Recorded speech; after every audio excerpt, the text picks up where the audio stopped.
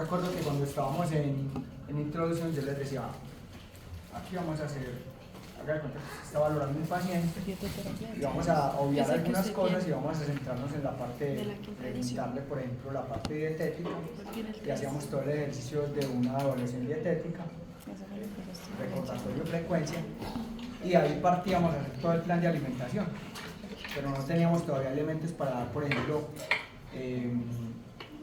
asesorías nutricionales, recomendaciones, ¿cierto? Todavía en el segundo semestre no teníamos elementos todavía para hacerlo.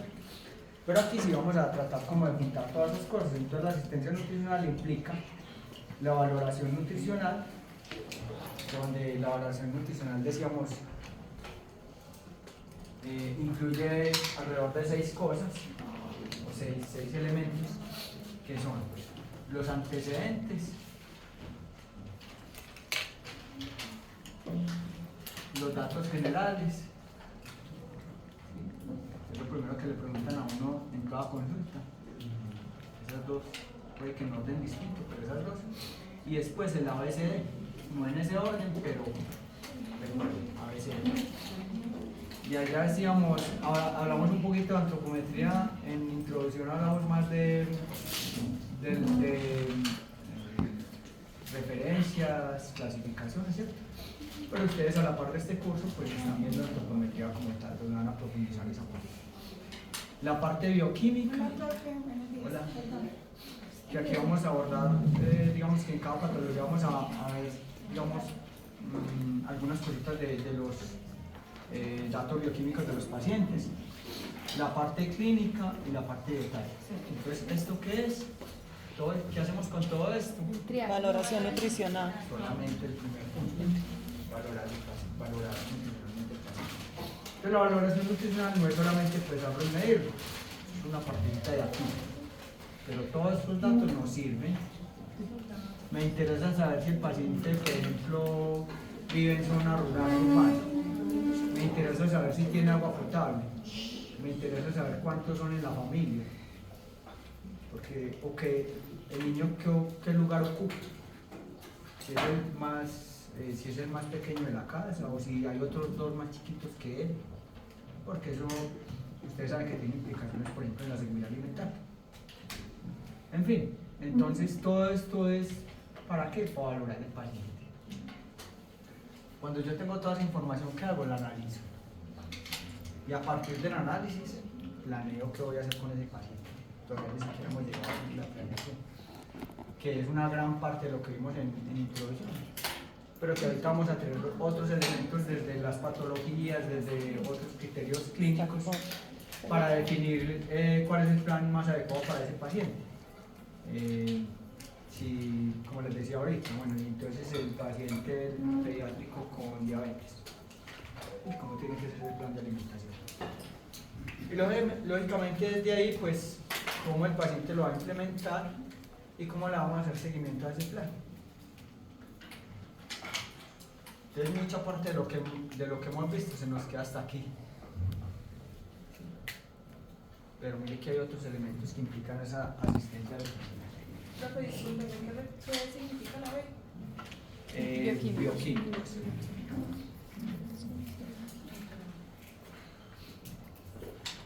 Lea, firme y consigne.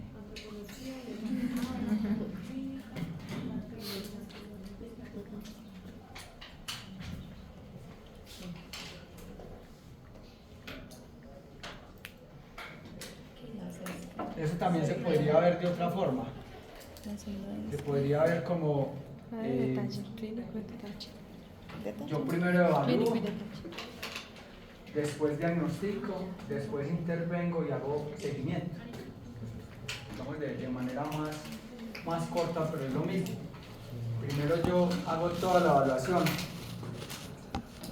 Entonces yo no, el paciente entra a la consulta y yo no le estoy diciendo usted tiene que tomar 3 onzas de fórmula al semestre, cada 3 horas, las 24 horas del día. Usted primero evalúa. Y ahí es donde aparecen todos esos 6 elementos que aparecen allá en la evaluación. Luego diagnostica, el diagnóstico va más allá de la clasificación de los indicadores del estado nutricional. El diagnóstico también es paciente tiene estos indicadores, pero es inapetente también. El paciente tiene estos indicadores, es inapetente y además tiene inseguridad alimentaria. Eso también tiene que ser parte del diagnóstico. Y a partir de ahí, pues hago intervención. Aquí yo creo que dentro de la intervención es muy importante la parte de educación, que a veces no le dedicamos el tiempo que debería ser. Hacemos planes muy buenos, pero en educación nos quedamos cortos. Hacemos planes, digamos, para cada patología, pero a la hora de educar, la conducta no nos alcanza. ¿Cuánto se demora usted haciendo lo de allá? Preguntando antecedentes, preguntando datos generales, haciendo antropometría, revisando los bioquímicos que trajo la mamá que los trae en desorden, revisando los signos y síntomas del paciente y preguntando la parte de detalle. Y ahí nos demoramos bastante. Sume cuánto le demora eso. 25 minutos. Y la consulta es de 20. Ya va atrasado 5 y no ha terminado ni siquiera de hacer la evaluación. Le falta hacer el diagnóstico y la intervención. Pues por eso a veces nos quedamos tanto en la educación, porque uno hace educación es al final, ¿sí o no? Cuando sabe qué tiene el paciente y cómo está. Entonces a veces por eso la educación se relega tanto. Entonces esto hay que aprenderlo a hacer eso. Usted trabaja con una EPS en 10 minutos, para que le quede tiempo de hacer diagnóstico e intervención. ¿Y quién hace esto en 10 minutos? Es complicado, pero bueno, ese es el sistema de salud que tenemos, no hay más. Como es el costeño, esto es lo que hay. Otra forma de ver esto es que nosotros evaluamos, así es que evalúan los médicos. Así es que van a encontrar la mayoría de historias clínicas digitales, pues que no en este momento. Como qué es lo subjetivo, qué es lo objetivo. Usted evalúa todo eso y sale un plan de ahí. Subjetivo, por ejemplo, todo lo que nosotros hacemos con la anamnesis alimentaria, eso es subjetivo. Objetivo, bueno, el valor que me da la báscula, eso es un criterio objetivo. A partir de lo que yo pregunté y de lo que me dijo la báscula y todos los otros datos de allá, que serían lo mismo estos dos, evalúo cómo está mi paciente, hago un diagnóstico y un análisis y genero un plan. Más o menos así es que lo hacen los médicos, con un SWOT.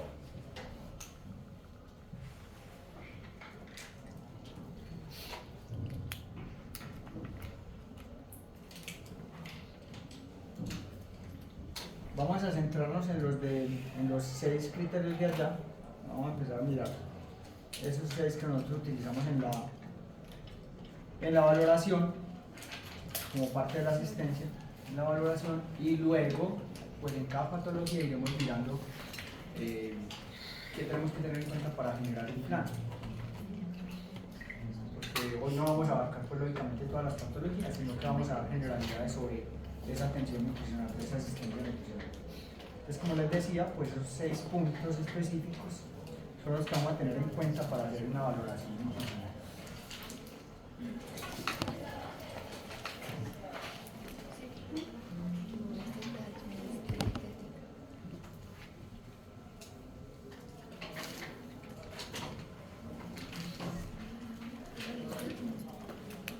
Los antecedentes y datos generales,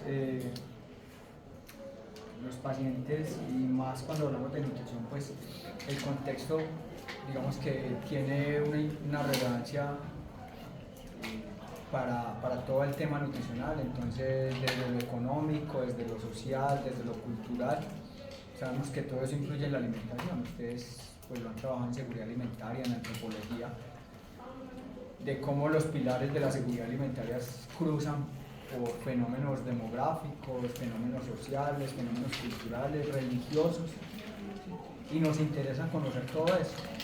Desde ahí que los datos antecedentes y generales, pues sean, bueno, los generales sean de mayor relevancia.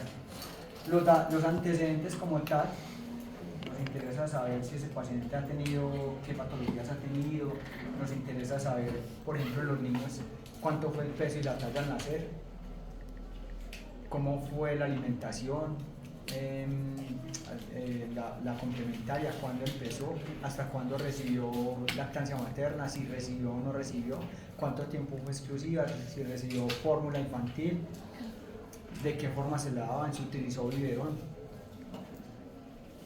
O sea, en esos antecedentes pueden haber muchas cosas que nosotros preguntamos y que las tenemos que tener en cuenta dentro de la evaluación del paciente.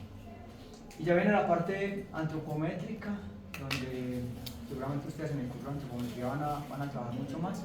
Con el profe Marcelo quedamos en que este semestre íbamos a tratar de que ustedes vieran el tema de niño en ese curso antes de irnos a la práctica, porque a veces íbamos a la práctica y ustedes no habían visto el tema de niño. Entonces como que tratar de avanzar eso un poquito. Estamos mirando a ver cuándo se puede desarrollar ese tema antes de la semana 10 del semestre. La parte bioquímica, desde lo nutricional sabemos que hay unos resultados que se reflejan en lo bioquímico. Ahorita vamos a ver lo del horizonte clínico, que es muy importante, pero lo bioquímico es previo a lo clínico. La mayoría de veces es previo a lo clínico y eso hay que, digamos, tenerlo en cuenta. Pero para nosotros es mucho más importante lo dietético y lo clínico. No es que esto no sea importante, seguramente es que esto es más oportuno. Entonces un niño le da anemia, pero la anemia no le empezó ayer, ¿cierto? Le empezó hace 6 meses que no come ninguna fuente de hierro. ¿Quién es el primero que se da cuenta? ¿O que se debería dar cuenta?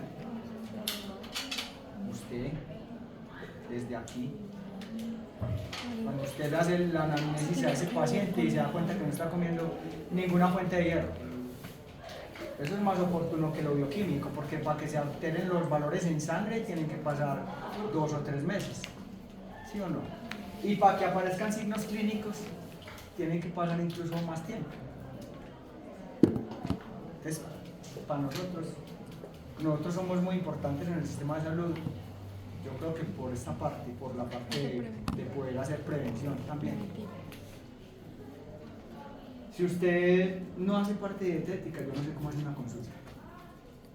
Si usted no hace un recordatorio de una frecuencia en cada consulta, no sé qué le va a decir a ese paciente. Si no sabe qué come. Pero a veces es difícil porque nosotros tenemos un paciente y la mamá habla de todo físicamente para realizar el paciente Para lo que decía la mamá, yo tenía que tener antes de obesidad. Claro. Uno va como adquiriendo esa habilidad también de saber que los niños con DNT comen mejor que nosotros. Los niños obesos no comen nada. Y así sucesivamente. O sea, con los niños es muy chévere también la consulta porque uno es... Les hace quedar mal, ¿no? Mamá, yo le doy frutica todos los días. No, yo no Usted no como. me da eso. El fenómeno del niño pues en las consultas es genial. Y eso ocurre muy comúnmente, que la compañera nos dice, eso es el pan de cada día. La gente ya sabe qué nos tiene que decir, porque como nosotros tenemos fama de regañones, los nutricionistas, principalmente las Y que quitamos todo. entonces ellos ya saben qué tienen que decir, ¿cierto? ¿Usted qué desayuna? Ya. Así como está en el libro. Frutica, cereal sin azúcar. Eso ya los pacientes se lo saben al derecho de res. Y también hay otras cosas que uno puede hacer y es que pregunte lo mismo pero de diferente forma. Entonces en los niños es muy común, por ejemplo, que un niño muy delgado, una vez llega un niño con consulta muy delgado, ¿cuántos biberones recibe? No estaba tomando leche materna, menor de 6 meses. ¿Cuántos biberones toma al día? 8. ¿De cuántas onzas? De 4 onzas, 32 onzas. 32 onzas por 22 calorías, eso le da como 700 calorías y el niño necesitaba 600. Porque está flaco, ¿cierto? Porque tiene bajo peso. Mucha actividad física. La preparación. Entonces mamá, ¿y cuánto le dura un tarro de leche? Ah, eso me dura como 15 días. Ahí está preguntando de otra manera. Sí, es la verdad, O sea, la es mamá le daba hacer la 8 misma biberones pregunta, de pero 4 Para onzas, comer la mentira. pero a cada biberón le echaba una cucharadita de leche que es para 1 onza. Ah, exacto. Ya. Pero le daba 4 onzas, con 4 onzas de tetero con los nutrientes de una Eso. onza. Ya sabemos por qué está delgado, ¿cierto? O sea que no se lo está dando completo. Exactamente. Mucho teterito, pero ¿Qué dicen mucho las por el mamás? vicio Vea, del las que niño. tienen muchos recursos dicen, a mí me gusta que le quede más espesito. Y le aumenta la osmolaridad de la fórmula y le genera otros riesgos al paciente. O le genera riesgos de sobrepeso y obesidad. Y las familias que tienen pocos recursos Le echa Agua más y- agua, le más echan agua. una y como ya quedó blanquito, ¿no? Eso ya Eso está ya- bueno. eso ya está Con listo. agua panela. O con agua panela, entonces ya le tienen que usan menos cantidad Menos de leche en cantidad polvo. de leche. Para que no quede Y la seco. fórmula hay que prepararla como dice el tarro para poder que cumpla las condiciones nutricionales. Es como la proteína. Se dice que. Pero sí.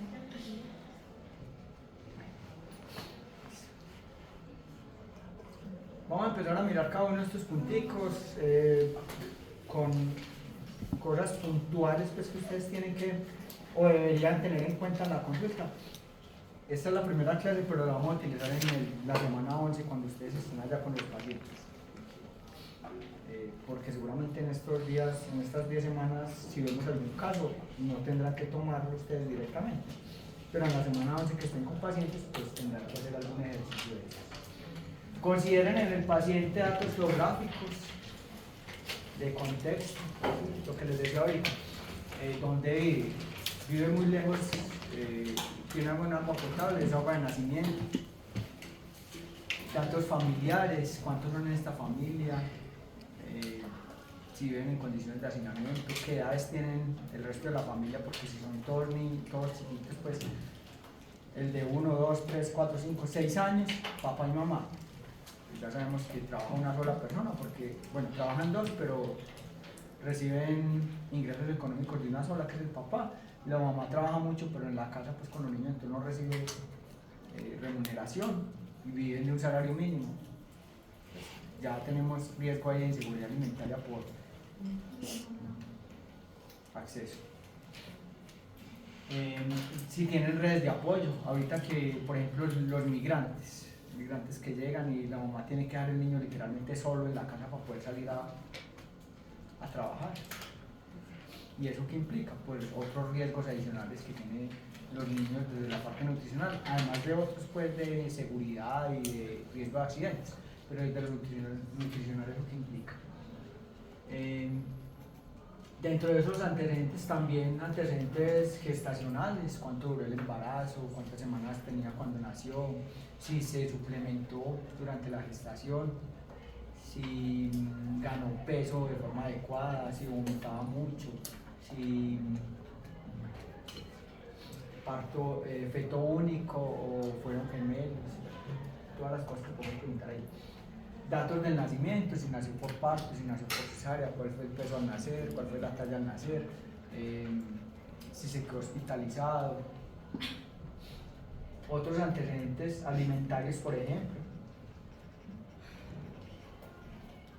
Gustos, rechazos e intolerancias, si recibió lactancia materna, con qué alimentos empezó la alimentación complementaria, antecedentes patológicos de ese paciente, qué enfermedades ha sufrido. Entonces, muchos diagnósticos llegan desde la misma análisis de antecedentes. Entonces, paciente con 1 año, 4 meses hospitalizado, siempre por infecciones respiratorias, con DNT, seguramente ese paciente tiene algo de base. Es una fibrosis quística. Podría no pensar que tiene una fibrosis quística. Y como vamos a ver más adelante, tiene mucha repercusión en la parte respiratoria, en el sistema respiratorio. Alguna vez en la clínica donde trabajaba, un paciente llevaba 1 mes hospitalizado en un hospital de primer nivel, nosotros éramos segundo nivel. No lo remitieron porque no mejoraba su estado nutricional, estaba hospitalizado por DNT y no subía de peso, lo remitieron y en la primera ronda con el pediatra le pregunta a la mamá que cómo eran las deposiciones del niño. La mamá le dice, doctores, son como aceite. En menos de 48 horas de estar hospitalizado allá, yo menos que por la experiencia de él más que por otra cosa, ya teníamos un diagnóstico de paciente. Tenía una fibrosis quística, que se caracteriza también por las esteatorreas, por ejemplo. Pero eso hay que saberlo a partir de lo que usted, con la experiencia, va adquiriendo también para preguntar muchos de esos antecedentes. Uno de pronto no le ve la relevancia a preguntar ciertas cosas, pero a medida que va conociendo otras patologías, pues le va dando más importancia a eso. Entonces, esos antecedentes patológicos también es muy importante saber. Otras a considerar, por ejemplo, antecedentes hospitalarios. Ahorita que les dije ABCD, la C que es clínico no es cuántas veces ha estado en la clínica, son signos y síntomas. Listo, lo clínico es signos y síntomas. Esto sí es cuántas veces ha estado hospitalizado o por qué ha estado hospitalizado, cuánto dura cada hospitalización, antecedentes quirúrgicos, antecedentes alérgicos, el consumo de medicamentos, la asistencia a los programas preventivos y asiste al crecimiento y desarrollo. Por ejemplo, si el PAI está actualizado. Hablando de PAI. Ahorita, para no partir el tema, ahorita les cuento más. Entonces, si asiste a esos programas, ¿cómo es el desarrollo? Nosotros enfocamos aquí más los pacientes del crecimiento, más que desde el desarrollo. Ustedes, digamos que en este curso ni en toda la carrera ustedes ven, por ejemplo, escala de brevedad del desarrollo, ustedes no la ven, no la van a ver. Nosotros no evaluamos eso. Pero sí traten de consultar y digamos de aprender 4 o 5 hitos del desarrollo motor, para que ustedes, digamos, lo utilicen también con los niños. ¿A qué edad caminan los niños? Esa es la más fácil. ¿Qué año no? Sí, depende. Más o menos, más o menos. ¿Cuándo? ¿Ah? Yo tengo un primito que empezó a caminar como a los 11 meses, pero es porque el niño... ¿Y eso está bien? ¿Cuál es el rango? Sí, ¿cuál es el rango? Exacto, ellos dicen que es dependiendo como de que el niño era flaquito, pues no es muy gordito, pero es como bien, está en peso bien, y que digamos lo han como incentivado, motivado a eso. Algunos dirán, eso es muy rápido, algunos dirán, no, el mío caminó a los 10, ¿cierto? Hay un rango donde usted dice así, Entre un año y 2 camina años. entre los 12 a 24. 8 o 9 meses hasta los 16, eso es tanto lo esperado. Entonces, Y el gateo. la bipedestación en ese rango está bien. Si el niño pasa los 18 meses y no camina, bueno, ahí sí ya, ¿cierto? Empieza a aprenda sin siquiera sedestación, bipedestación, gateo, por lo menos esos 3. Gateo, sedestación y bipedestación. Esos 3, por lo menos, busquen cuál es el rango en que se deben desarrollar. Entonces, claro, hay unos que caminan más rápido y la mamá está angustiadísima porque está a los 15 meses y no camina. Y llega a la consulta y eso está bien. Sí, mamá, eso está bien, me preocupa. Si va a caminar dentro de un mes, le está bien.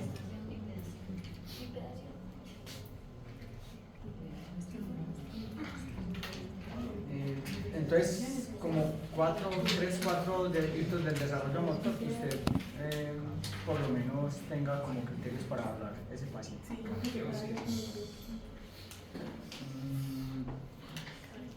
Por ejemplo, la parte de sedestación la vamos a necesitar.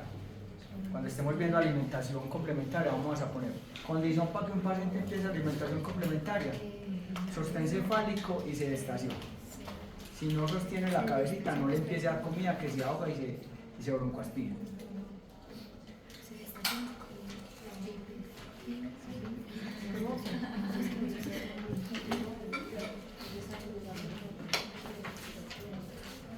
Entonces, esa parte del desarrollo, muy importante. Los antecedentes antropométricos, ya habíamos mencionado algunos, por ejemplo, peso al nacer, antecedentes, por ejemplo, el perímetro cefálico. Recuerden que la resolución dice que hay que tomar perímetro cefálico hasta los 3 años y si usted no tiene historial, hasta los 5. Para que lo tengan en cuenta ahí. ¿Dudas hasta ahí?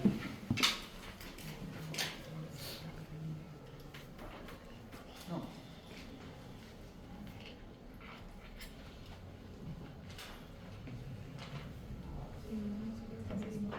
Tenemos con la parte antropométrica, la A. Recuerden que no tiene que ser en ese orden, A, B, C, D. En consulta uno qué hace, o yo qué hacía. Lo antropométrico y lo clínico lo evalúo en el mismo momento. Porque yo aprovecho que la mamá le empelotó el niño para mirar si tiene algún signo físico carencial, o si tiene algún signo de violencia, o si está, o si se ve muy demasiado, ¿cierto? Y de una vez le hago antropometría. Y lo bioquímico, o ya lo pregunté o lo pregunto luego, ¿cierto? O sea, no tiene que ser en el orden que está. La antropometría, entonces, bueno, ustedes van a profundizar en el curso de antropometría. Aquí solamente un pequeño recorderis, conjunto de mediciones corporales con el que se determinan los diferentes niveles y grados de nutrición de un individuo. Tenemos mediciones, utilizamos mediciones y a partir de las mediciones nosotros generamos índices o indicadores. Porque la medición solita sirve para 3 cosas.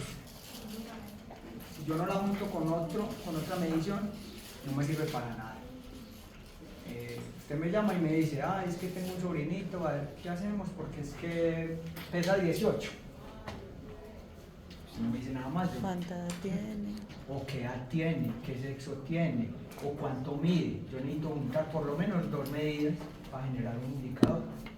Entonces, en ese caso, pues las mediciones no nos sirven para nada solitas.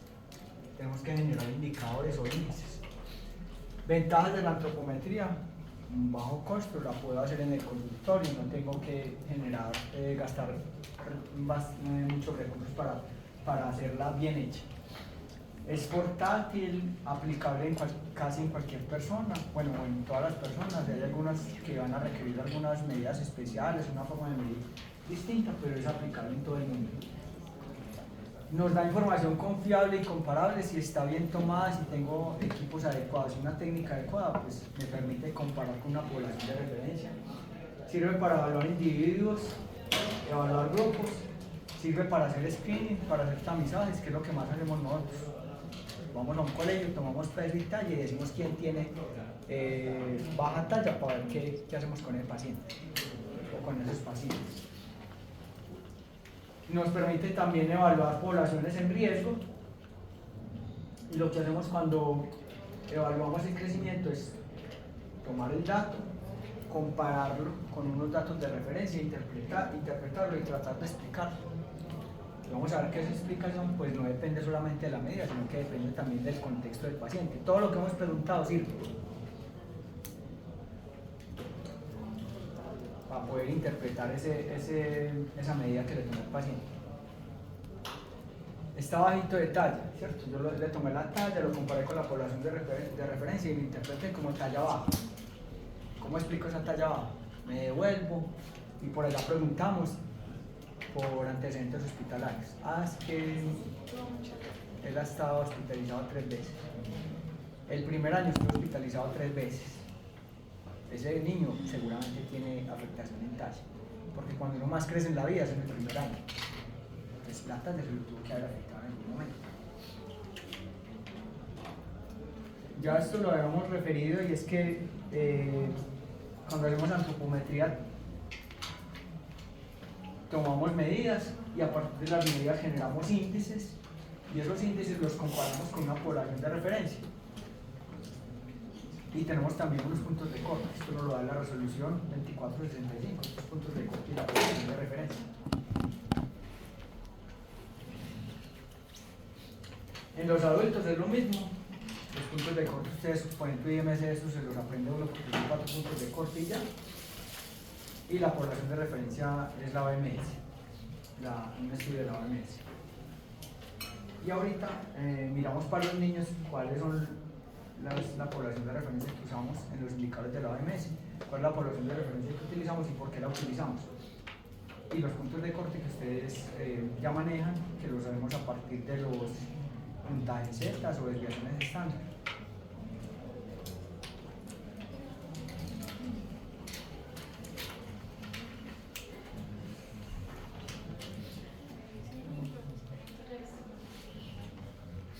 Entonces, a partir de las mediciones sacamos índices, que son combinaciones de esas mediciones, los comparamos con otra población y interpretamos qué es lo que está pasando. Necesitamos puntos de corte.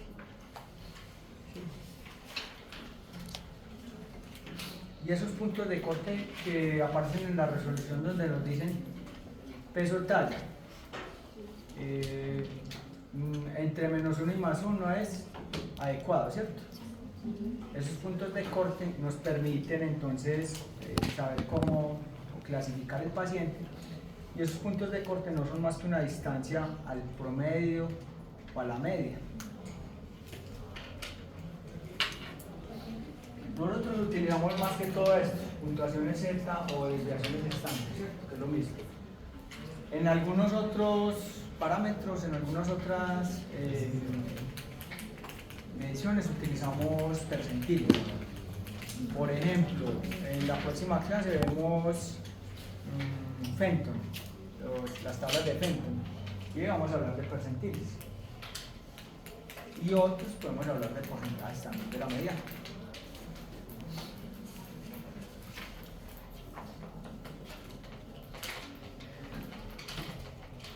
Los puntos de corte que nosotros utilizamos, digamos que son puntos que se disponen de una manera técnica, pues esperamos que sea de una manera técnica, ¿cierto? Porque la población de referencia también hay niños en los extremos, o sea, cuando sacan las tablas de referencia también hay niños que encontraron en esa población que tienen un muy bajo peso, muy baja talla. Entonces se sacan unos promedios y a partir de ellos se sacan unas desviaciones. Y dependiendo, por ejemplo, aquí en Colombia se decidió que entre -1 y +1 desviación, eso es lo adecuado. En talla baja, por ejemplo, hablamos de talla baja por debajo de -2 desviaciones. Y tenemos una clasificación intermedia que se llama riesgo de baja talla entre -1 y -2 desviaciones. Cuando ustedes lean artículos en cualquier parte del mundo, nadie habla de riesgo de talla baja. Todo el mundo habla de baja talla por debajo de -2, pero no hay esa clasificación de riesgo. Aquí sí tenemos esa clasificación. Entonces, el ministerio puso unos puntos de corte, y esos puntos de corte, pues digamos que tienen unas características. Los puntos de corte, cuando nosotros utilizamos unos criterios de referencia, los puntos de corte los establece, se supone que un organismo, como les decía ahorita, técnico, pero también puede ser digamos un punto de corte político. Es mejor tener menos, para mí como político, es mejor tener menos niños con desnutrición, ¿cierto? Eso me conviene más políticamente. Entonces, venga, subamos el punto de corte. Pongamos el punto de corte. Que sea riesgo y no... Para que eso no se llame desnutrición, sino que se llame otra riesgo. cosa. O para que la desnutrición empiece por debajo de -3 desviaciones. Puede ser que algún político diga eso. Y eso pasa en el Congreso. Entonces ahorita vamos a ver un ejemplo de esa parte. ¿De qué dependen los puntos de corte? Del objetivo que usted utiliza. Le voy a poner un ejemplo que les puse en la introducción donde hablamos de los puntos de corte también. Resulta que, bueno, pero veamos primero esto. Depende también si hay disponibilidad de recursos, por ejemplo. si hay un punto de corte más eficiente desde lo clínico, si es más específico o más sensible, que ya les voy a explicar qué es eso. La sensibilidad, entonces, es la capacidad de un método para detectar un grupo dado de los individuos patológicos. Sensibilidad, método para detectar los individuos patológicos. Y la especificidad es la capacidad de un método para detectar los individuos normales. Si el punto de corte que yo utilice es más distante, hay mayor probabilidad de considerar como normales a niños que no lo son. Entonces yo aquí tengo la media, ¿cierto? Promedio media. Aquí tengo menos una desviación. Y aquí tengo menos 2 desviaciones. Y aquí tengo menos 3 desviaciones. Entonces, ¿cómo están las tablitas, cierto? Las tablitas de las referencias de la OMS, ¿cierto? Están así. 0 desviaciones, menos 1, y para este lado pues está 1. Entonces aquí me dicen, venga, si usted se aleja más, entonces, si yo me vengo hasta aquí, encuentro normalidad. Pero si yo me alejo más, ¿qué hago? El niño que está en menos 1.5 desviaciones, el que está por aquí, Hay un riesgo. menos 1.5, lo considero adecuado. Si mi punto de corte ya no es menos 1, acuérdese de la resolución. Adecuado, peso talla adecuado, mayor a menos una desviación, mayor o igual a menos una desviación. Ahí está, la 2465. Si yo me alejo más, este niño que está en menos 1.5 lo voy a considerar adecuado. Aquí dice normal. ¿Cierto? Léalo más bien como adecuado. Porque los flaquitos también son normales, no son anormales. Ay, profe, espérate. Pero es que yo ahí me enredé un poquito. Pues porque yo lo tenía como en mi cabeza que era después de menos 1, o sea, hacia atrás que ya vamos corriendo menos 5 para llegar a menos 2, en ese rango ya había un riesgo, ¿sabe que no? Sí. Lo que pasa es que yo estoy diciendo, si usted mueve este punto de corte, usted es la ministra y decidió que va a cambiar la resolución y va a mover el punto de corte de adecuación del peso para la talla, lo va a mover más lejos de la media. Se aleja de la media. Entonces lo que está diciendo aquí es, si se aleja de la media, hay mayor probabilidad de considerar adecuados a niños que no lo son. ¿Este niño está adecuado? No. Pero si usted mueve el punto de corte, Ya, ahora sí, es como disfrazar lo el considero- resultado. Lo considero adecuado cuando no lo es. Listo. A eso es a lo que se refiere.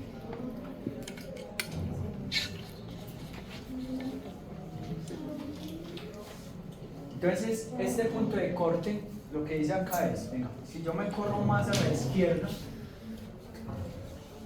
es un punto de corte menos sensible, pero más específico. Bueno, lo voy a volver a dibujar acá. Aquí está el 0, menos 1, menos 2, menos 3. Lo que dice actualmente la resolución es que lo adecuado es de aquí para acá, ¿cierto? Hasta más 1. Esto es adecuado.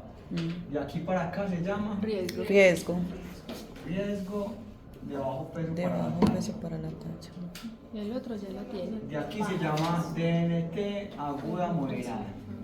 Y de aquí para abajo, de aquí para allá se llama contusión aguda severa. ¿Cierto que sí? Moderada y severa, sí.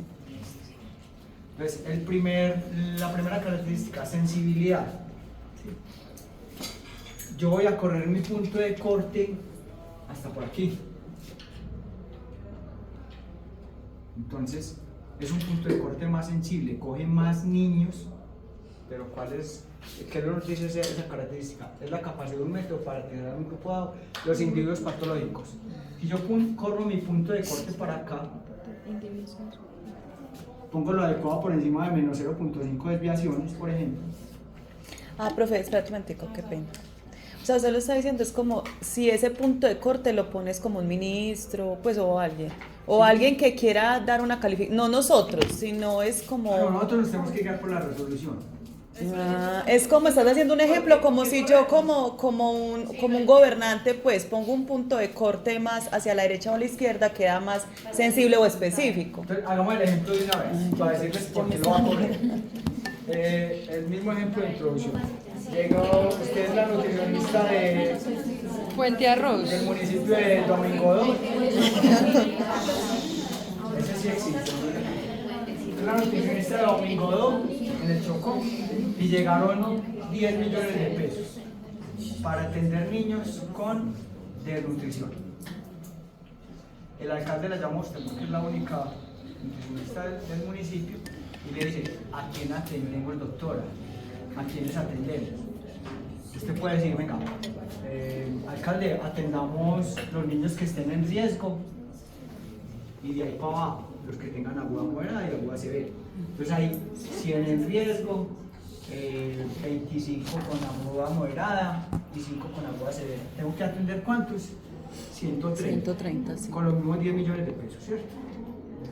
Pero mi punto de corte es más sensible, porque ¿quién se me quedó por fuera que no fuera patológico? Ninguno, porque se supone que los de aquí están bien. Eso es para evitar gases. Siguiente. Ya no está la misma noticia que esta otra. Le preguntaron a otro y dijo, no, venga, atendamos solamente a los niños que tienen aguda moderada o aguda severa. Ya es de especificidad. Entonces ese punto de corte es menos sensible Y más específico. Más sensible. Menos sensible. Menos sensible. Menos sensible Ajá. y más específico.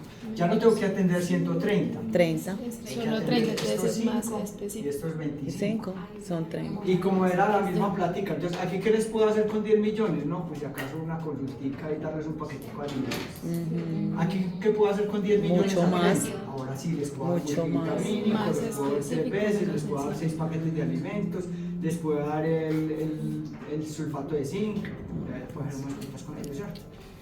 Pero venga, ¿será que aquí estos que están en riesgo no habrán unos muy cerquita del agua moderada? Muy Entonces, seguramente. se van a volver, van a pasar a desnutrición dentro de un mes. Entonces usted pone la mano en el pensadero y la otra en el corazón y pone el punto de corte. ¿Sí o no? Entonces ahí es cuando dice que pueden haber Sí nos toca moverlos.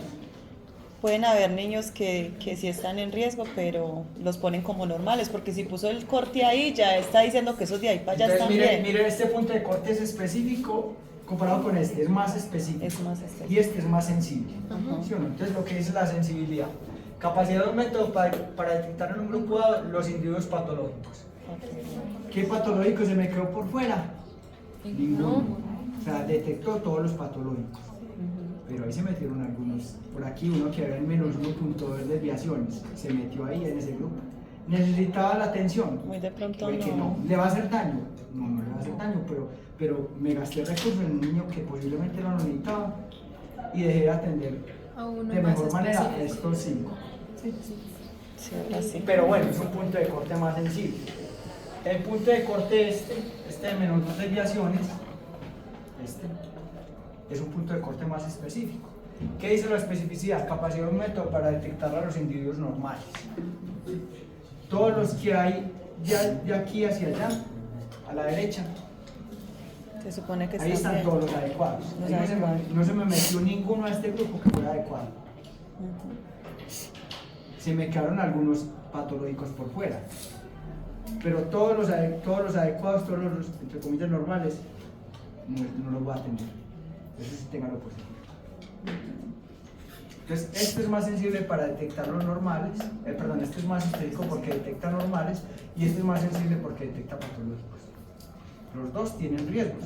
El riesgo aquí, que se me metan pacientes, entre comillas, normales. El riesgo aquí, que se me queden por fuera, patológicos. El que está en menos 1.98, se me quedó por fuera. Ese sería normal, el que se quedó por fuera estaría normal. Sí, pero muy en el límite. Es que ahí le toca a usted tomar la decisión. El ejemplo es No muy pensé claro. que tocaba estar siempre con Usted, claro que usted lo discute con la almohada y también con el alcalde. Venga, Ok. es que si Pero ya. hacemos un programa para esos 30 Como niños, los muy micros al chévere, pero se me principio, ya quedan no muchos por como fuera. de qué estamos hablando. Lo voy a poner mejor en menos 1.5. Podría ser otro ejemplo. No, pero ya, yo creo que ya. Yo creo que ya. Y el de menos 1,48.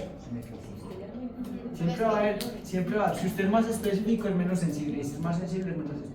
Pero imagino que se puede decir, Ahí está la clave. por ejemplo, a cierta parte algo más pedagógico y a la otra parte algo más independiente. Pues de intervención, uno puede tomar también esas decisiones. Claro.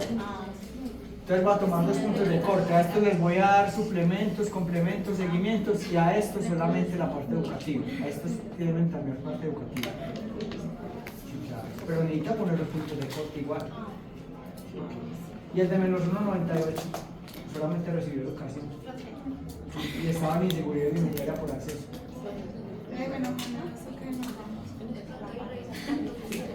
Entonces, sensibilidad, capacidad de un método para detectar los individuos patológicos, especificidad, capacidad de un método para detectar los individuos normales. ¿Dudas hasta ahí?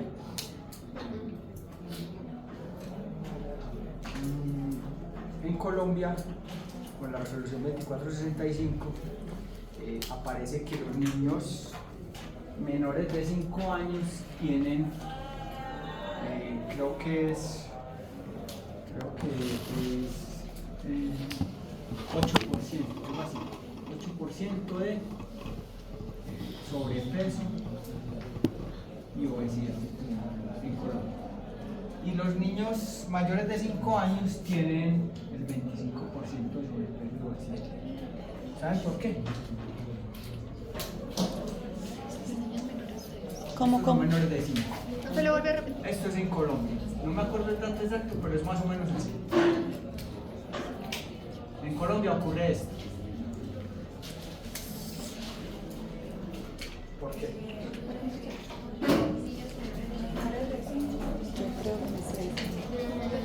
Más o menos. Pues yo diría que sí. Será por la crecimiento y Pero no es por lo que usted explicaba el otro día, que cuando ya cumplen los 5 años cambia El punto de corte. la forma por el de punto de corte. O sea, que un niño de menor de 5 cambia años la forma de medir. Sí. Su hijo tiene 5 años. Tiene 4 años, 11 meses, 20 días. Y tiene un indicador. Aquí así. 1. Resulta que mi paciente está en. Sí, tiene 4 años, 11 meses, 20 días. Y está aquí, está en 1.6 desviaciones. ¿Cómo se llama este paciente? Tiene menos de 5 años. Tiene 4 años, 11 meses, 20 días. ¿Riesgo de sobrepeso o sobrepeso? Algo así. Bueno, Riesgo de sobrepeso o sobrepeso. No sé. uno solito. Uno solito. Riesgo Riesgo de de sobrepeso. sobrepeso. Sí, ahí es el riesgo. Riesgo. Riesgo. Última palabra. Sí, porque el de antes es normal, entonces sigue riesgo. Riesgo de sobrepeso. Sí.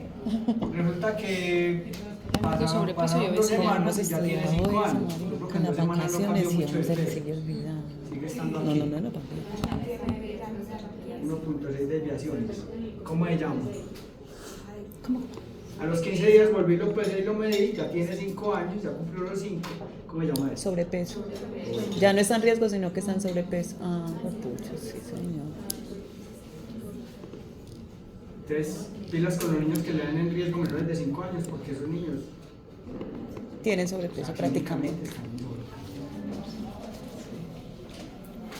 Lo que pasa es que la clasificación, eso se ha criticado pues como de la resolución. Ojalá todo lo que pasa en salud fuera con un criterio técnico, pero muchas veces es tenido en cuenta también con criterios económicos, con criterios políticos. ¿Quiénes generan la ley en este país?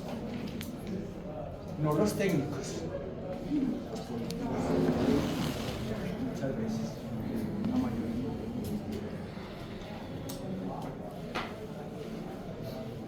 Entonces ahí vemos por qué los puntos de corte son tan importantes. En este curso vamos a hablar mucho de velocidad de crecimiento.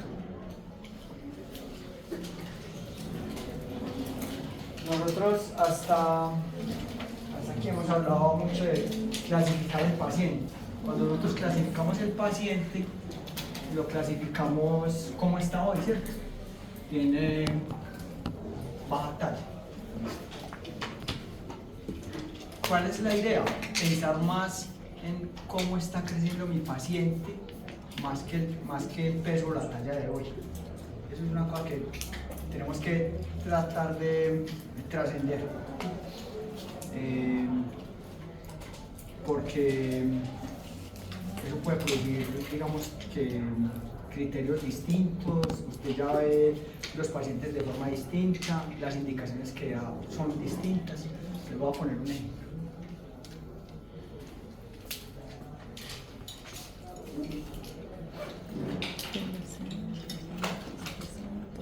Indicador, talla para la edad.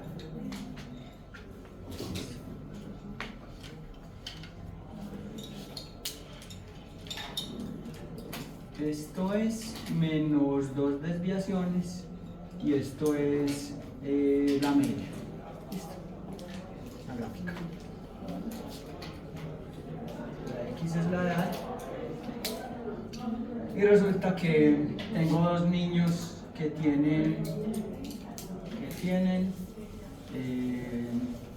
24 meses. Listo. Entonces con azulito les voy a dibujar a Pedrito y Pedrito está aquí.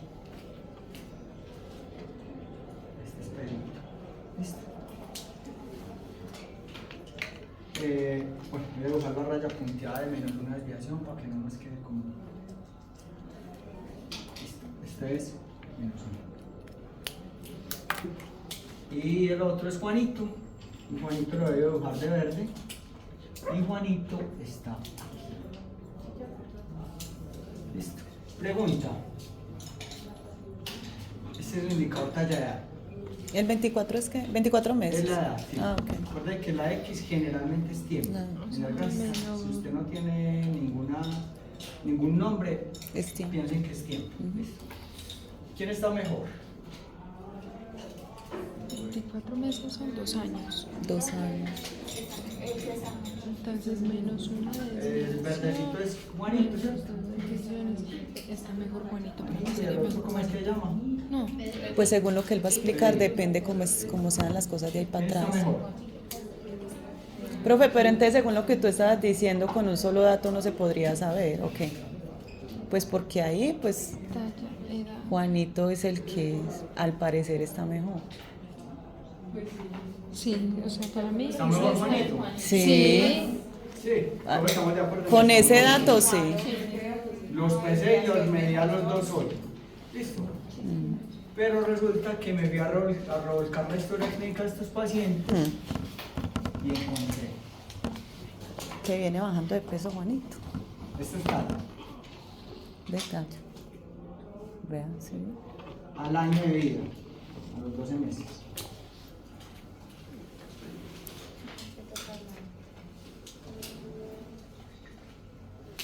A los 12 meses estaban así.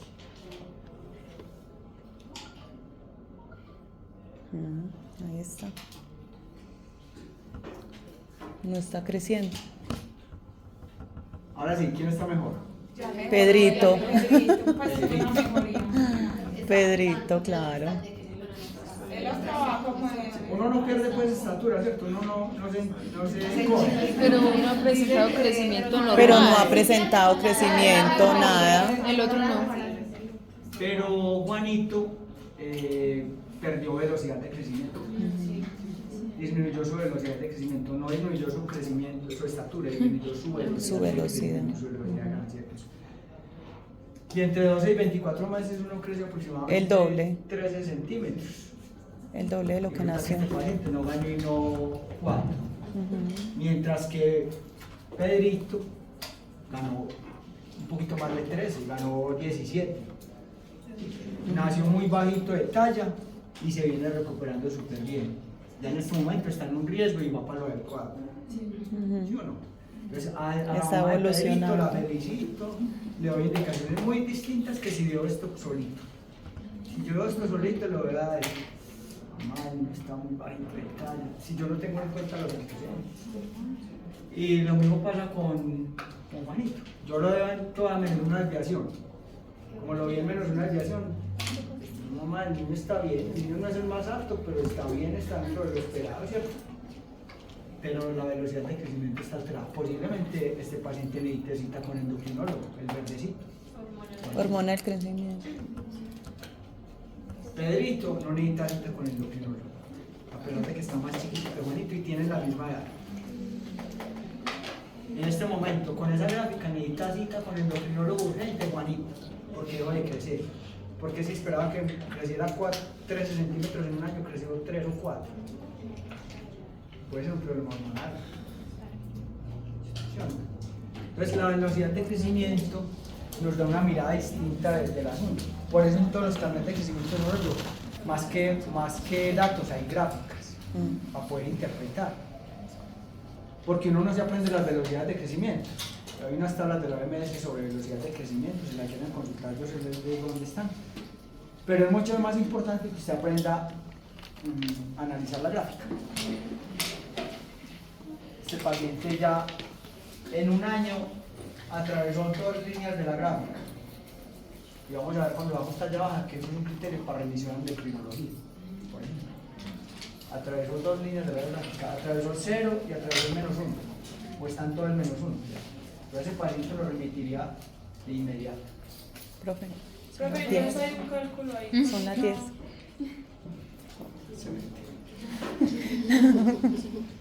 Pues porque ya explicó eso para la otra diapositiva. Hay un Antes de cálculo que siga específico ahí avanzando. como se lo está poniendo, simplemente es comparar la gráfica como... Ah, no, usted lo puede hacer lo mismo con el peso. Entonces, velocidad siempre es distancia en tiempo. En este caso, la ganancia que haya tenido en el tiempo que usted especifique. Entonces es velocidad de ganancia de talla. Entonces, nació de 45 centímetros. Tiene 12 meses, hoy mide 75. ¿Sí? Nació de 50 centímetros. Dividido, ¿en cuánto tiempo ha pasado esto? En un año, en 12 meses. Velocidad de crecimiento del primer año, pues como más o menos lo esperado. 25 centímetros por año. O también sería como 2 centímetros por mes, algo así. 2 centímetros por mes, algo así.